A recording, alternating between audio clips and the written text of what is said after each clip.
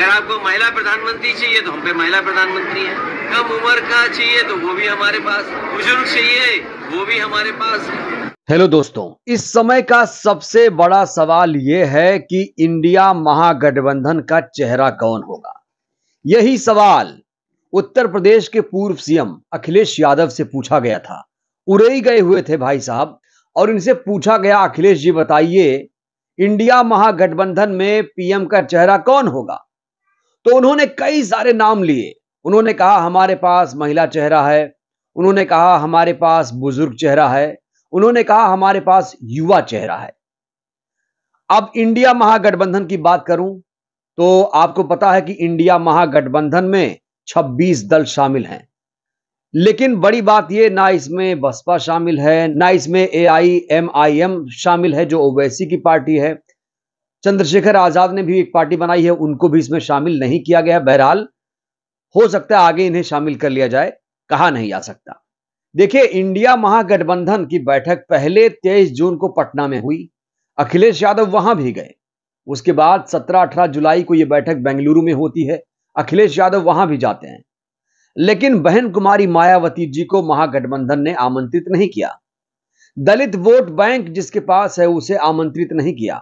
अब बड़ा सवाल यह है कि अखिलेश यादव क्यों कह रहे हैं कि उनके पास महिला चेहरा है। क्या वो ये कह रहे हैं कि उनके पास ममता बनर्जी है? क्या वो ये कह रहे हैं कि उनके पास खड़गे साहब हैं, नीतीश कुमार हैं? क्या वो युवा चेहरे के तौर पर खुद को या फिर राहुल गांधी की बात कर रहे हैं? यह बहुत बड़ा सवाल है, क्योंकि महागठबंधन में सीट शेयरिंग को लेकर बात फंस सकती है। सोचिए, खुद को सबसे बड़ी पार्टी मानकर बैठे हैं अखिलेश यादव। खबर निकलकर यह आ रही है कि कांग्रेस को समाजवादी पार्टी उत्तर प्रदेश में 8 सीट देगी। यानी मैं बार बार कहता हूं कि जो सीट शेयरिंग का फॉर्मूला है वो अभी तक इंडिया गठबंधन तय नहीं कर पाया है। इंडिया गठबंधन को दलित वोट बैंक चाहिए, लेकिन उसे दलित प्रधानमंत्री मंजूर नहीं है। तो अखिलेश यादव ने हाल ही में एक ट्वीट किया। ट्वीट में कहा कि PDA plus India is equal to no NDA। लगातार PDA की बात कर रहे हैं। अब PDA की बात छिड़ी है तो आप जान लीजिए कि PDA आखिर है क्या।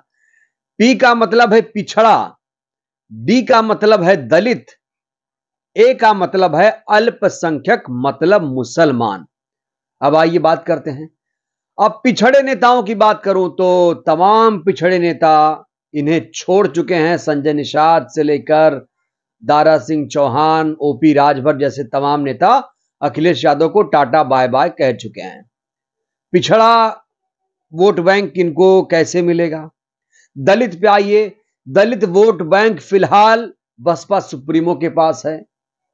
अल्पसंख्यक के पास आइए, वो भी अल्पसंख्यकों की बात करूं तो 2022 में समाजवादी पार्टी को 32% वोट मिला था विधानसभा में। और जानते हैं इस 32% वोट में 21% मुसलमानों ने वोट दिया था। मुसलमानों के लिए अखिलेश जी ने क्या किया बताएं जरा। क्यों पिछड़ा, क्यों दलित, क्यों अल्पसंख्यक इनको वोट देगा? यह बहुत बड़ा सवाल है। और देखिए दोस्तों, पिछले दिनों चंद्रशेखर आजाद की रैली हुई। चंद्रशेखर आजाद की रैली हुई तो अखिलेश यादव वहां नहीं पहुंचे, अपने कुछ लोगों को भेज दिया। और अखिलेश यादव चंद्रशेखर आजाद को लेकर जो दलित वोट बैंक है उसे शिफ्ट कराने की बात कर रहे हैं। यानी वो कहीं ना कहीं ये दर्शाने की कोशिश कर रहे हैं कि चंद्रशेखर आजाद दलित वोट बैंक को शिफ्ट करा देंगे, वो मायावती जी के विकल्प हैं। तो ये बताइए अखिलेश जी, आप चंद्रशेखर आजाद को पटना क्यों नहीं ले गए? आप चंद्रशेखर आजाद को बेंगलुरु क्यों नहीं ले गए? यह बहुत बड़ा सवाल है। और याद है, ये वही अखिलेश यादव हैं जो आजकल चंद्रशेखर के साथ घूम रहे हैं या उनके साथ होने का दावा कर रहे हैं। 2-2 सीट के लिए रो रहे थे चंद्रशेखर आजाद, और 2 सीट भी नहीं दिया था अखिलेश यादव ने। तो अखिलेश यादव PDA की बात करते हैं। अरे कैसे बनाएंगे PDA जब दलित अल्पसंख्यक उसमें से नहीं रहेगा, क्योंकि मुसलमान खासा नाराज है इस समय। NDA को अगर हराना है तो हिंदी भाषी बेल्ट में आपको बहुजनों का वोट चाहिए। सॉफ्ट हिंदुत्व के पिच पर जो पार्टियां खेल रही हैं वो बीजेपी को नहीं हरा सकती। बहुजन विचारधारा ही बीजेपी को टक्कर दे सकती है, ये बात सच है।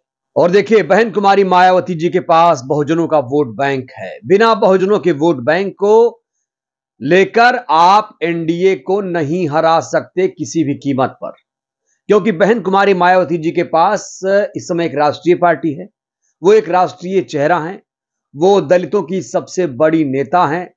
12 से 13 राज्यों में उनका एक जनाधार है, उनका एक वोट बैंक है। और सबसे बड़ी बात, बीजेपी की हिंदुत्व विचारधारा को अगर कोई टक्कर दे सकता है तो वो है अंबेडकरवादी विचारधारा। इसी विचारधारा के आधार पर आप बीजेपी के हिंदुत्व विचारधारा को टक्कर दे सकते हैं। यह नहीं कि आप बीजेपी राम राम करे तो आप भी राम राम करें, बीजेपी मंदिर मंदिर जाए तो आप भी मंदिर मंदिर खेल लीजिए। राहुल गांधी कहते हैं कि मैं जनेऊधारी हूं, अखिलेश यादव भी सॉफ्ट हिंदुत्व की राजनीति करने लगते हैं। तो यहां समझने देखने वाली बात यह है कि आपने इंडिया जो बनाया है, क्योंकि इंडिया जो बनाया आपने वो मुकम्मल नहीं है। उस इंडिया में दलित मुसलमान गायब है, ना तो दलितों का कोई नेता है। खड़गे साहब को अपवाद मानता हूं मैं, खड़गे साहब कांग्रेस के नेता हैं। मुस्लिमों का कोई बड़ा चेहरा उसमें दिखता है आपको। अब आप कहेंगे कि कश्मीर वाले है ना, महबूबा मुफ्ती, उमर अब्दुल्ला, देखिए इनका वजूद कुछ नहीं है। तो हिंदी भाषी बेल्ट से ना तो आपके पास कोई दलित चेहरा है, ना मुस्लिम चेहरा है, और आप इंडिया बना रहे हैं और आप एनडीए को हराने की बात कर रहे हैं। कैसे? तो इंडिया गठबंधन अगर सॉफ्ट हिंदुत्व की राजनीति कर रहा है तो कहीं ना कहीं वो भी बीजेपी की मनुवादी विचारधारा पर चल रहा है। और यकीन मानिए, जो जो पार्टियां मनुवादी विचारधारा पे जा रही हैं वो एनडीए या बीजेपी को नहीं हरा सकती। आपको एक नई पिच तैयार करनी पड़ेगी, जैसे बहन जी ने तैयार किया है। एक दलितों का बहुत बड़ा वोट बैंक। कहते हैं कि दलितों ने, बहुजनों ने जहां वोट दिया उसी की सरकार बनती है। तो मैं तो यही कहूंगा कि बड़ा दिल दिखाकर बसपा सुप्रीमो के पास जाइए और कहिए कि बहन जी आइए, हम आपको 2024 में प्रधानमंत्री बनाते हैं, क्योंकि देश को अभी तक दलित प्रधानमंत्री नहीं मिला है। और अब इंडिया गठबंधन चाहे तो देश को दलित प्रधानमंत्री मिल सकता है। तो कहीं ना कहीं जो पीडीए की बात हो रही है, जो महिला, बुजुर्ग, युवा चेहरे की बात हो रही है, आप अखिलेश चाहते तो बहन कुमारी मायावती जी का नाम ले सकते थे, और आप नाम नहीं लेंगे क्योंकि आप ये जानते हैं कि अगर बसपा यूपी में गठबंधन में आई तो एसपी वहां गायब हो जाएगी। 2019 में क्या हुआ? गठबंधन हुआ था, 5 सीट आई थी, अपना गढ़ नहीं बचा पाई थी समाजवादी पार्टी, और बसपा ने अपने गढ़ में शानदार प्रदर्शन किया था। तो ये जो बहुजन वोट है, दलित वोट बैंक है, उसके बिना आप एनडीए को नहीं हरा सकते। आपको एनडीए को हराना है तो बहन कुमारी मायावती जी के पास जाना पड़ेगा, और वो बड़ी नेता हैं, इसमें कोई शर्म संकोच करने की जरूरत नहीं है कि आप चले जाएंगे तो छोटे हो जाएंगे।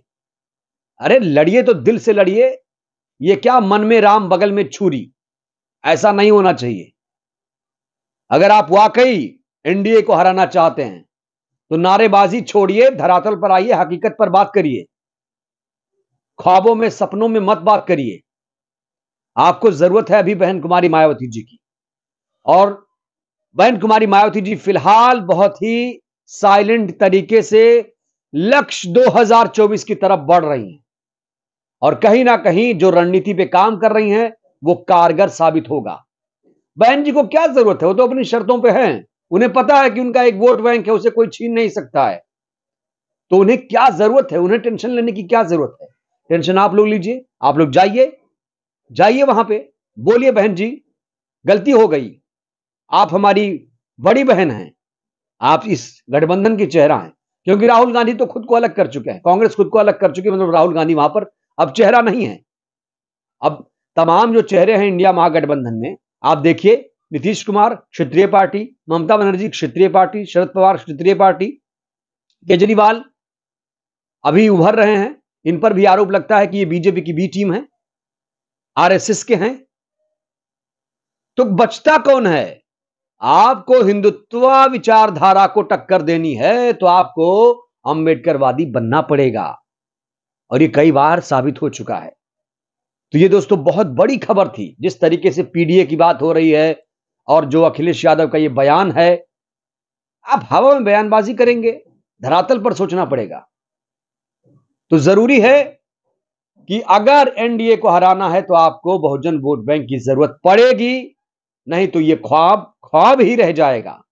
तो दोस्तों, बहरहाल इस वीडियो में इतना ही। दीजिए अनुमति, इजाजत। इस वीडियो को लाइक करिए, चैनल को सब्सक्राइब करिए। इस वीडियो को मैं चाहता हूं जन जन तक पहुंचाइए।